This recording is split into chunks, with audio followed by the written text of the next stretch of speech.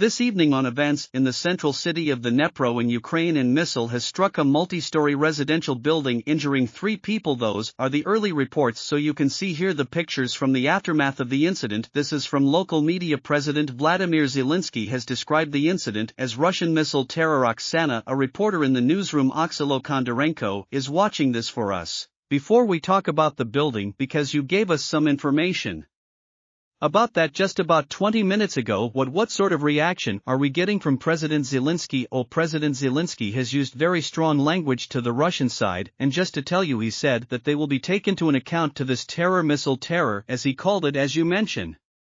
Between 18 and 53 and a 77-year-old woman, all of them getting medical attention without being admitted to hospital. One of the advantages, I suppose there is an advantage, is that this building was largely empty. I think let's speak to someone called Shahida Yakub. She is from the Dnipro. She witnessed the attack. Shahid, it's good of you to join us. I was just saying I get the impression just looking at the pictures that some of these apartments were empty. Is that correct? Some of the apartments do seem empty, but it's hard to say because it's Friday night. Obviously some people were out, but when I was speaking to the bystanders, and a lot of people knew people who lived in that newly built apartments, they said that there were people inside. Just mind you that they're like a residential.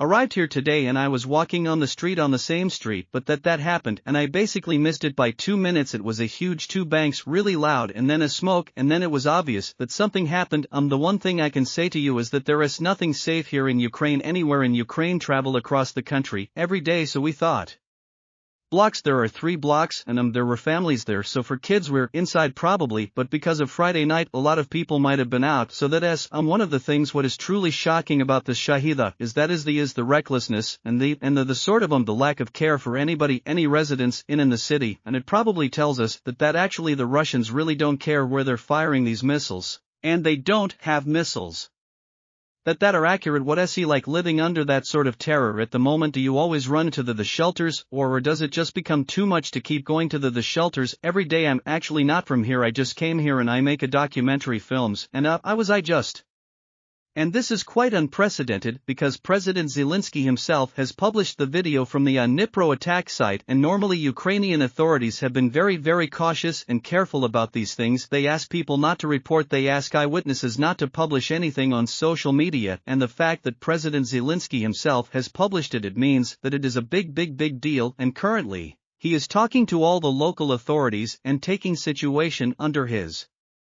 personal control. Okay, I'm just seeing some new copy here from this is from BBC Monitoring. Oksana, thank you for that. 5 people found to have been injured in that strike. After all the flats in the building were checked, according to the Interior Ministry, the casualties included 4 men aged